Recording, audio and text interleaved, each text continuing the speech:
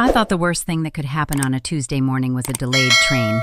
I had no idea that a stranger's whisper would be the first crack in a lie so deep it had roots in every corner of my marriage, my savings account, and the quiet, careful life I had spent 6 years building with a man I believed I knew completely.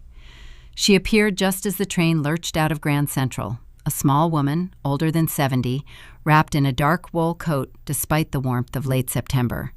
She sat across the aisle from me, her hands folded in her lap, like a woman who had learned long ago that stillness was a form of survival. I barely noticed her. I was running through the day ahead in my mind, the morning meeting with Daniel Chen, the quarterly review I'd been preparing for 3 weeks, the lunch I'd promised myself as a reward. I had the window seat.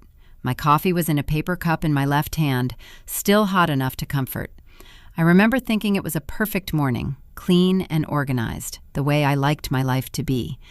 The train had been moving for maybe 10 minutes when I felt a hand on my arm. Not grabbing, just resting, light as a dried leaf. I turned, and the old woman was leaning across the aisle, her dark eyes fixed on mine with an intensity that seemed entirely misplaced on a commuter train on a Tuesday. Her lips moved, and at first I couldn't hear her over the sound of the rails. "Don't drink the water," she said, just loudly enough for me to catch. I looked down at my coffee, then back at her. "I'm sorry?" "Not the coffee." Her gaze didn't waver. "The water at home. Don't drink it." She paused, studying my face with something that looked disturbingly like recognition. "Something is wrong in your house. Something has been poisoned." I sat with those words for a moment, unsure whether to feel alarmed or simply sad for her. She had the kind of eyes that had seen too much, or perhaps imagined too much. I couldn't tell which. I thanked her gently, the way you thank someone who tells you something you don't believe but don't want to argue about. She sat back, folded her hands again, and said nothing more. When the train pulled into the next station, she stood and walked away without looking back, her coat trailing behind her like a shadow given form. I didn't think about her again for 17 hours. My name is Lana Mercer. I was 31 years old at the time of this story, and I want to be very precise about who I was, because who you are before a betrayal matters enormously to understanding who you become after it. I was a financial analyst for a mid-sized investment firm in Manhattan. I had started at the bottom, an assistant role at 24, grinding through evenings and weekends while my friends were going on holidays and falling in love. I had sacrificed a great deal for the stability I eventually built. A savings account that had taken 5 years to grow to $94,000, a clean credit score, a clear plan for the future. Numbers were my language. Order was my comfort. I trusted what I could verify. My husband, Ryan, was 34, a project manager for a tech consultancy. He was warm, reliably funny in small doses, and for the first 3 years of our marriage, I had felt completely safe beside him. He had the kind of calm that I had confused with strength. We lived in a 2-bedroom apartment in Astoria that smelled of old wood and the pasta he liked to cook on Sunday evenings, the windows steaming up while he played something from his old playlists. We had a kitchen table with a scratch on one corner that we'd never bothered to fix, and a reading nook by the window where I spent most Saturday mornings with a book and a blanket and the sound of the neighborhood waking up outside. It was a life I had chosen deliberately, and I loved it the way you love something you have earned.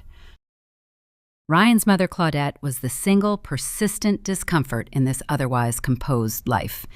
She was 64, the kind of woman who presented as generous while actually keeping meticulous account of every favor, every dollar, every sacrifice. She lived in a 2-bedroom apartment in Flushing, 40 minutes away, which was exactly close enough to drop by without warning and exactly far enough for Ryan to feel that she was lonely. She had soft gray hair and a habit of touching my arm when she spoke to me, a gesture that was supposed to feel maternal, but always felt like she was checking whether I was still there, still real, still a threat. "We're family," she would say, often without context, as though the word itself were a closing argument. She called Ryan 3 times a week, minimum. She referred to our savings as "your future," in a tone that made the word belong to her rather than to us. I had built a careful peace with Claudette.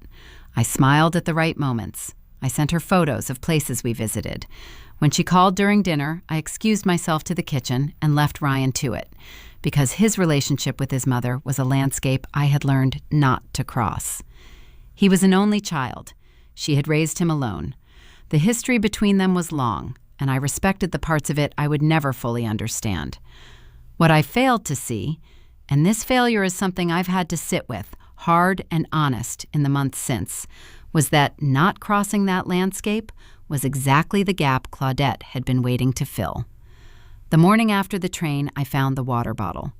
I need to be careful here because this is the moment that everything tilts, the exact second when the ordinary becomes the impossible. I have replayed it so many times that the details are almost physical to me now. The particular angle of the morning light through our kitchen window, gray and flat, the kind of light that belongs to overcast Wednesdays. Ryan had left for work early. I was moving through the apartment on autopilot, still half asleep, reaching for the glass I kept beside the sink. And there it was, a water bottle I didn't recognize, small, unmarked, standing on the shelf above our kitchen sink behind the dish soap, the kind of small plastic bottle that vitamin drops come in. My hand paused over it. Something sharp and wordless moved through me, quick as a reflex. Don't drink the water. I picked it up. The cap was loose.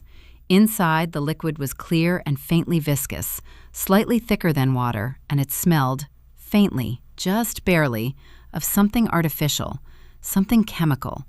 Not cleaning product, not vitamins, something else. I stood at the sink with the bottle in my hand for a very long time. The rational part of my mind assembled explanations. Something Ryan used for his contact lenses. A dropper bottle he'd picked up for some home remedy. Something completely innocuous that I was misreading because a strange old woman on a train had planted a thought in my head like a seed in dark soil. I told myself this. I nearly believed it. Then I wrapped the bottle carefully in a sandwich bag, labeled it with the date and where I'd found it, and put it in the back of the cabinet above the fridge where I kept our important documents.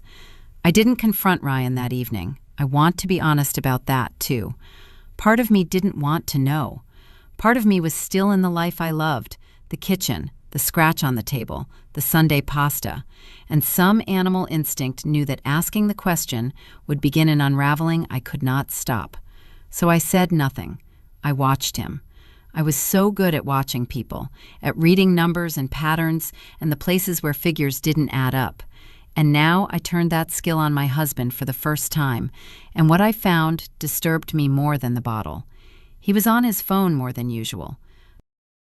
Not the casual scroll of someone avoiding boredom, but the focused, angled-away look of someone managing a conversation he didn't want witnessed. Twice that week, he stepped onto the balcony to take calls. Once, I walked past the bedroom doorway and saw him close his laptop a half-second too quickly. I filed each of these details the way I filed data at work, without reaction, without conclusion yet, simply collected and stored. On Friday evening, he came home with flowers.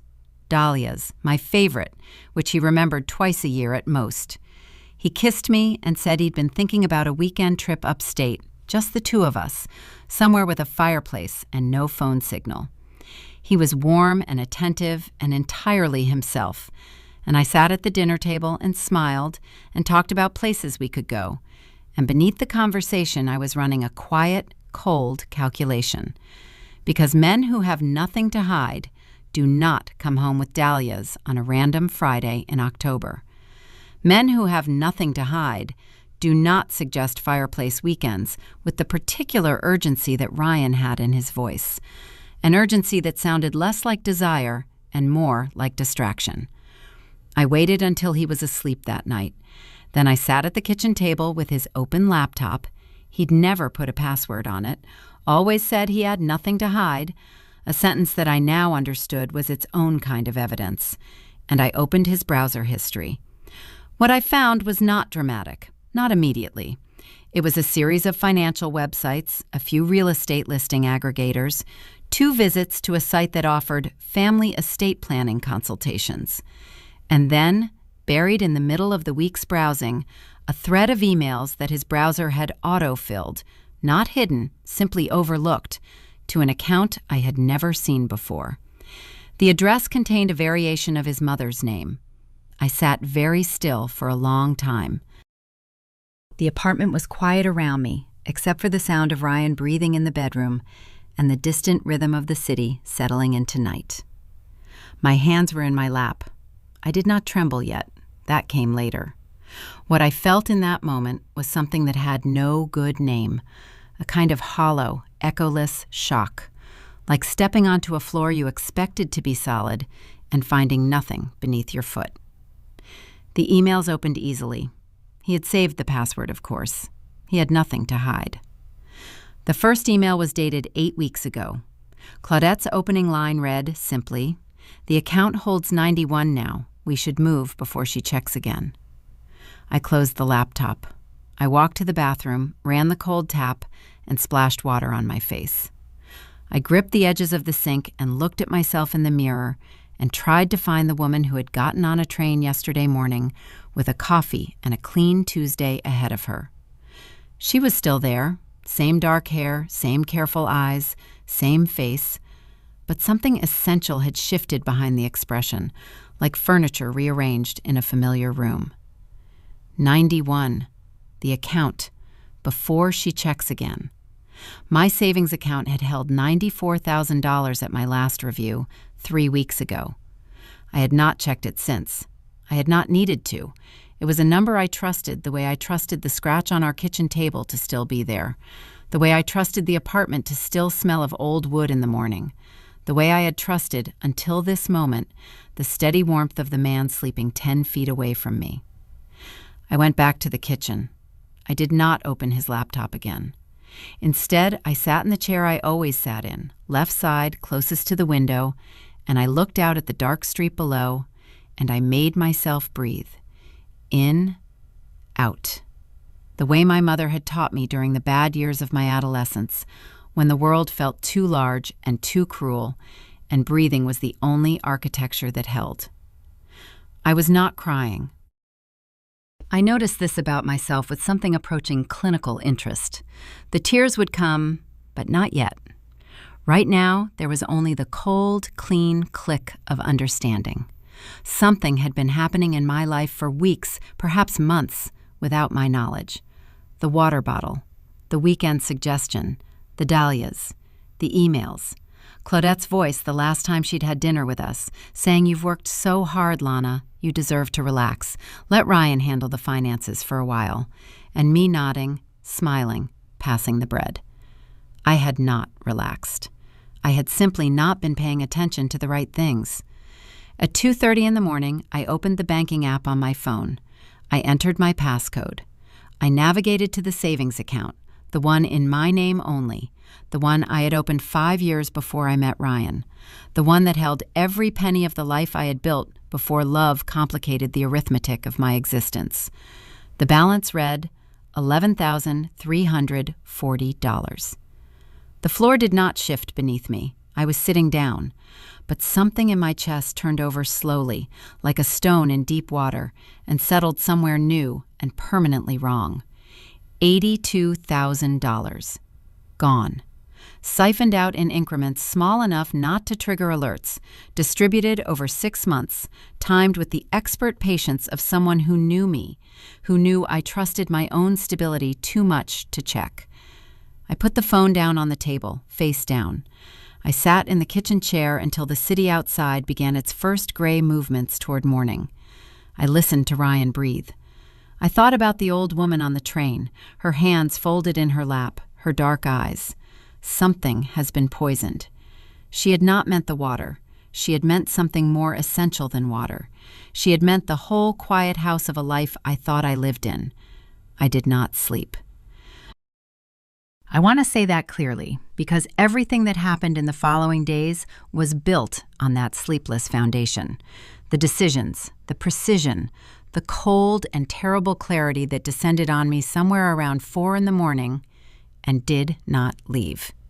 I sat in the kitchen chair until the first pale light came through the window, and then I stood up, made coffee, and began to think. The thing about working with numbers for 8 years is that you develop a particular relationship with evidence. You learn that emotion is a form of noise, not worthless, but something to be processed and set aside until the facts are arranged. I did not allow myself to feel the full weight of what I had seen in Ryan's emails. Not yet. Instead, I opened my laptop at the kitchen table, logged into my bank account, and began to read the transaction history for my savings account with the same dispassionate attention I gave quarterly reports. 6 months. 41 withdrawals ranging from $800 to $4,000 apiece. Always on a weekday morning, always between 9 and 11, always originating from the same source, a linked account I had authorized 3 years ago for bill payment purposes, an account that Ryan had access to. The money had not gone to our joint checking. It had not paid a bill I recognized. The destination codes were obscured, routed through a secondary account I would need a bank statement to trace. But the pattern was unmistakable, the kind of pattern that does not happen by accident or oversight. This was deliberate. This was engineered. Someone had sat down and designed a system for taking my money in amounts small enough to avoid automated fraud alerts, spaced carefully enough to avoid detection by a woman who trusted her husband and her own stability. I printed the transaction history on our home printer, folded the pages, and put them inside the envelope I used for tax documents. Then I went to the bathroom, showered, dressed, and when Ryan came into the kitchen at 7:15, I smiled at him over my coffee and asked if he wanted eggs. He said yes. I made eggs.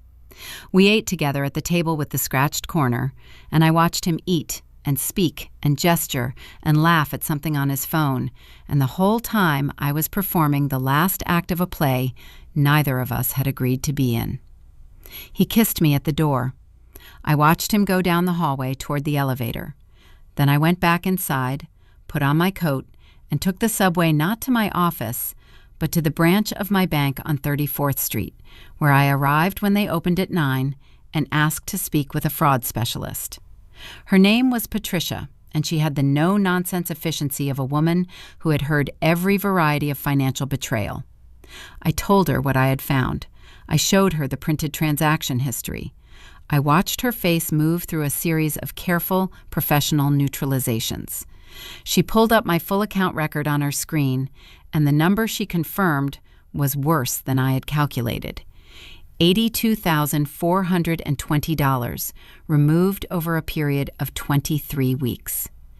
"Do you want to file a fraud claim?" she asked.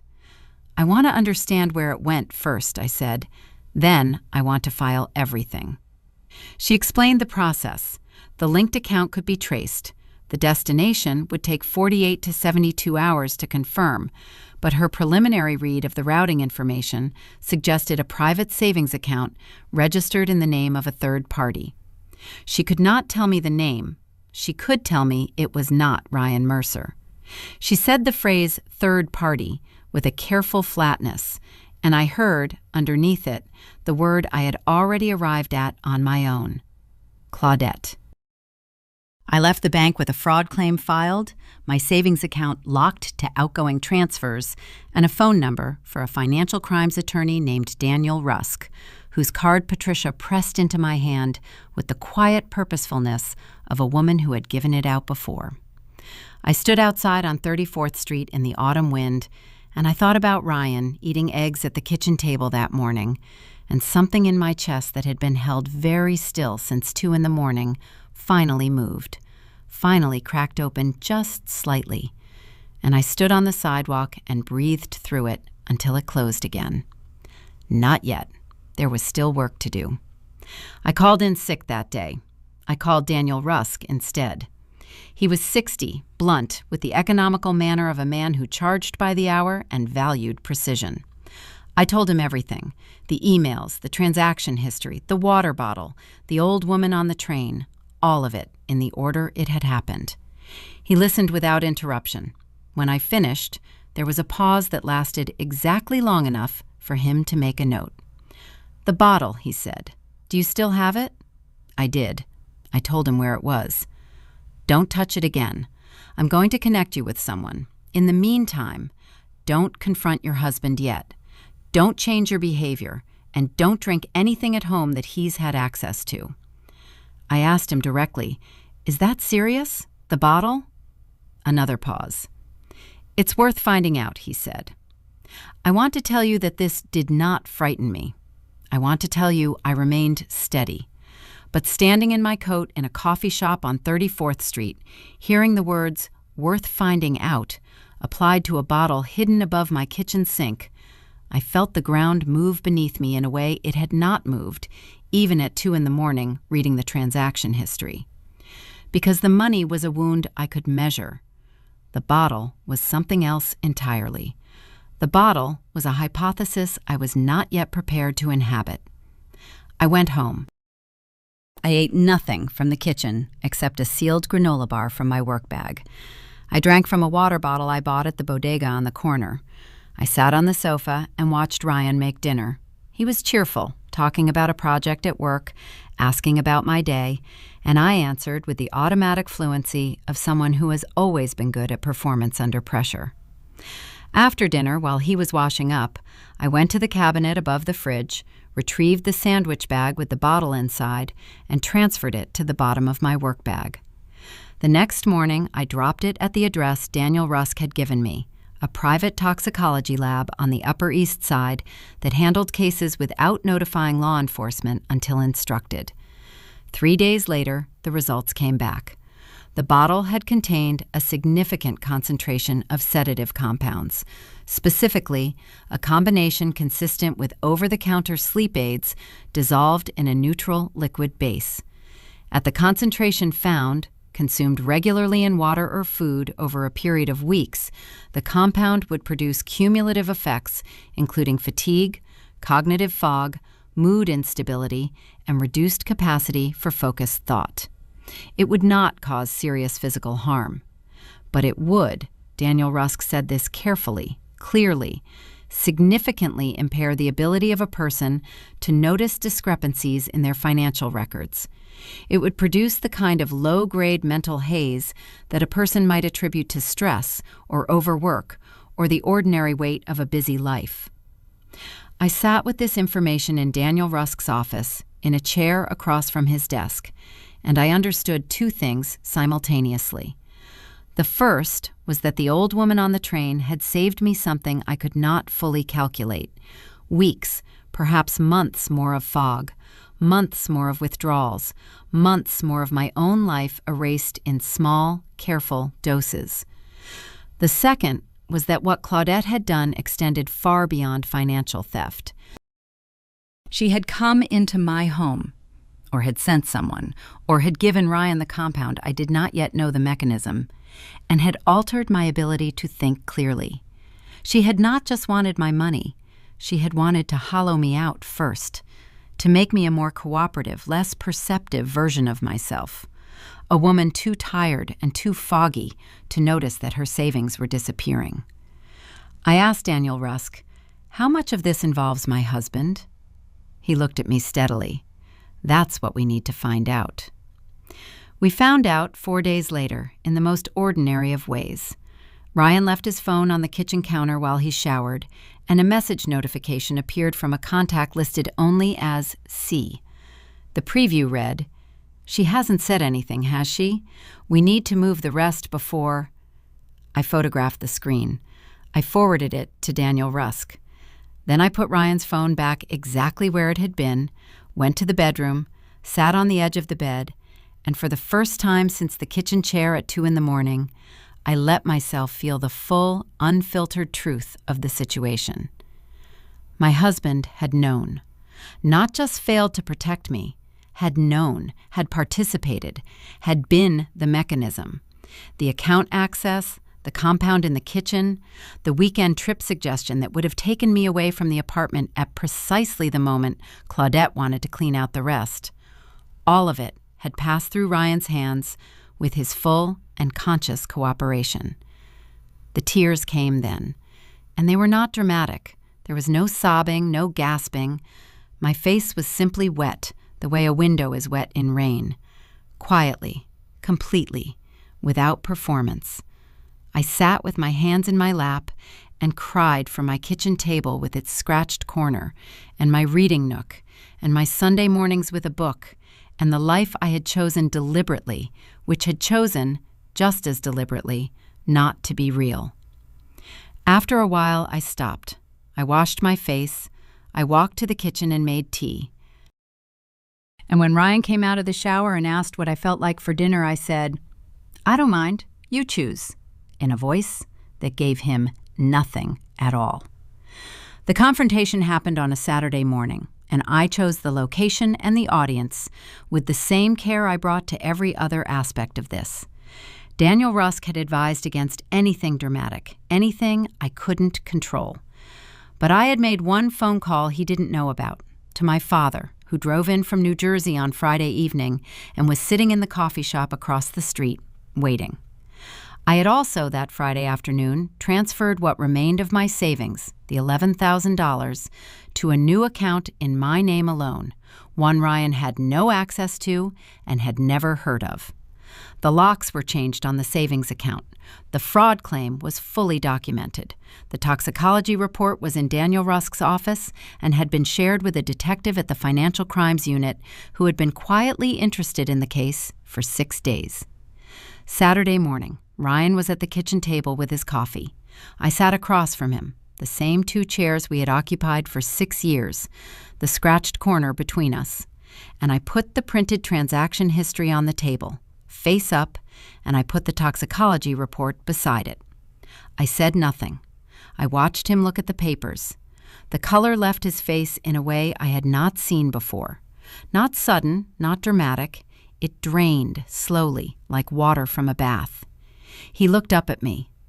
"Lana, don't," I said, not loudly. I was very calm. "Don't tell me you didn't know. Don't tell me you were trying to keep the peace. Don't tell me she's your mother and you didn't know how to say no." I paused. "Tell me one true thing." He was silent for a long moment. Then, "She needed the money." I let that sit in the air between us. "She needed the money," I repeated. "So you helped her steal it from me. And then someone put sedative compounds in a bottle above our kitchen sink." He flinched, hard. The kind of flinch that is its own confession. "I didn't know about that," he said very quietly. "I swear to you, I did not know about that." I looked at him. I had known Ryan for 7 years. I was very good at reading faces, at the micro-expressions that precede or follow a lie. He was not lying about this, which meant that Claudette had taken one step further than even her son had understood, had come into our home, or had sent someone, without his knowledge, and had made the choice to medicate his wife into compliance on her own authority. "She came into our home," I said. "I didn't—" "She came into our home, Ryan." My voice was still quiet. This is the thing I want you to understand about the coldest kind of anger. It does not raise its voice, because it has no need to. While I was at work, she let herself in with the key you gave her 2 years ago for emergencies, and she put something in our kitchen to make me easier to rob. I paused. "Did you give her access to my account, or did she take it?" The silence stretched. The refrigerator hummed. Outside, a car passed. Ryan looked at the table. "I gave her the login," he said. "She told me it was just to check something. She told me she'd put it back." Claudette arrived at 11. I had texted her the night before and said that Ryan and I needed to talk to her. Something about his work situation. Something she should hear in person. She arrived in her dark wool coat. She was always cold, even in autumn, carrying a container of cookies she'd baked. She set them on the kitchen counter. She kissed Ryan on the cheek. She looked at me, and she saw it. I watched her see it, the change in the room, the documents on the table, the way I was standing. Her face underwent a rapid, invisible recalibration. "Lana," she said warmly, "is everything all right?" "Sit down, Claudette." She sat. I placed the fraud claim document in front of her. Then the bank's preliminary trace of the destination account, registered in the name of a holding company whose listed director was her sister. Then the toxicology report. She looked at each one in turn. The warmth in her face did not evaporate. It curdled slightly, rearranging itself into something more careful. "I don't know what these are supposed to mean," she said. $82,000, I said. 41 withdrawals, 6 months, an account controlled by your sister's holding company. I let the silence do the work. "The Financial Crimes Unit has had this for 6 days. The fraud case is already open. The account trail has already been traced." I paused. "What I'm giving you the opportunity to do right now is tell me the truth before this moves to a stage where the truth is no longer useful to you." She looked at Ryan. He looked at the table. Silence, I had learned, is its own kind of answer. "You have no idea what you're doing," she said quietly. The warmth was entirely gone now. What remained was something harder and more honest, a woman who had made calculations and found them failing. "Ryan, tell her. Tell her she's being—" "Don't," Ryan said. It was the first full word he had spoken since she arrived. He said it to the table, but he said it. Claudette's jaw tightened. She looked back at me. "This is family money," she said. Ryan agreed. "Ryan did not own that money," I said. "It was in an account in my name, funded entirely by my income, before and after our marriage. Ryan had login access. He did not have ownership." I pulled out one more document, a single page, printed from the State Banking Authority's website, clarifying the legal distinction between joint access and joint ownership. "Your attorney can explain the rest." She stood up. For a moment, I thought she was going to fight, to raise her voice, to cry, to deploy the usual arsenal. The faint wobble of her chin suggested the tears were ready. But she looked at the documents on the table, and at my face, and at Ryan's silence, and something behind her eyes made a decision. She picked up her coat. She left the cookies on the counter. She walked to the door and let herself out without speaking, and the click of the latch was the quietest, most complete sound I had ever heard. The legal aftermath took 4 months. Claudette's attorney reached out twice with settlement proposals. Both declined. The fraud case resulted in a full recovery order for $79 of the $82,000. $3,000 had been spent and could not be traced to recoverable assets. Claudette avoided criminal charges by agreeing to a civil repayment schedule and surrendering the holding company's assets against the debt. Her sister, the company's director, settled separately. The toxicology evidence was investigated. It could not be conclusively tied to Claudette without more specific proof of entry, and so it remained, in Daniel Rusk's words, in the file, a detail that colored everything without formally convicting anyone. Ryan and I separated in November. He moved out. He did not contest anything. He sent me a letter in December, handwritten, which surprised me, in which he said, among other things, that he had told himself for months that his mother would put the money back, that he had never believed she would take it all, that he had not understood until the morning of the confrontation how completely he had chosen her version of events over mine. The letter was the most honest thing he had ever said to me, and it arrived too late to change anything, which is perhaps the truest summary of who he had been throughout all of this. I kept the letter. I don't know why. Perhaps because honesty, even delayed, deserves to be acknowledged. 6 months later, it was April. I remember because the windows were opened for the first time since autumn, and the apartment, which was entirely mine now, which I had always paid for, which felt different in that specific way that spaces feel different when they are genuinely yours, was full of the particular warmth of an early spring day. I had a coffee on the reading nook windowsill and a book open in my lap and the sound of the neighborhood drifting up from the street below. My savings account, rebuilt slowly and deliberately over the winter, had just passed $20,000. Not 94, not yet, but $20,000 that belonged entirely and completely to no one but me. I thought about the old woman on the train sometimes. I had looked for her the following week on the same Tuesday service. Irrationally, I knew. She was not there.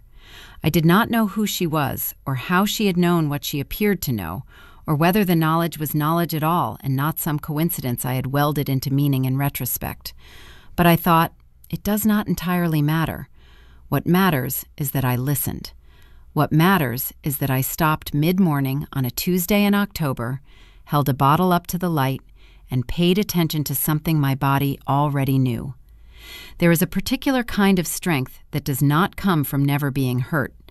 It comes from being hurt completely, the full depth of it, the whole long fall, and then building something true from what remains. I had trusted too much, assumed too much, left too many doors unlocked in the name of keeping peace. I would not do that again. But I would also not become someone who trusted nothing, who closed every window against the cold. That is the other kind of damage, the kind that Claudette had hoped for without knowing it, to make me into a woman too armored to be open, too wounded to be warm. I turned a page. The coffee was still hot. Outside, something that sounded like children laughing. The scratch was still on the corner of the kitchen table because I had decided to keep the table. It was a good table, and the scratch was mine, part of the ordinary record of a life lived in a particular place at a particular time. Some marks are worth keeping. They are how you know the story was real. The water I drank now, I trusted, and I had earned that trust the hard way, which is the only way it holds.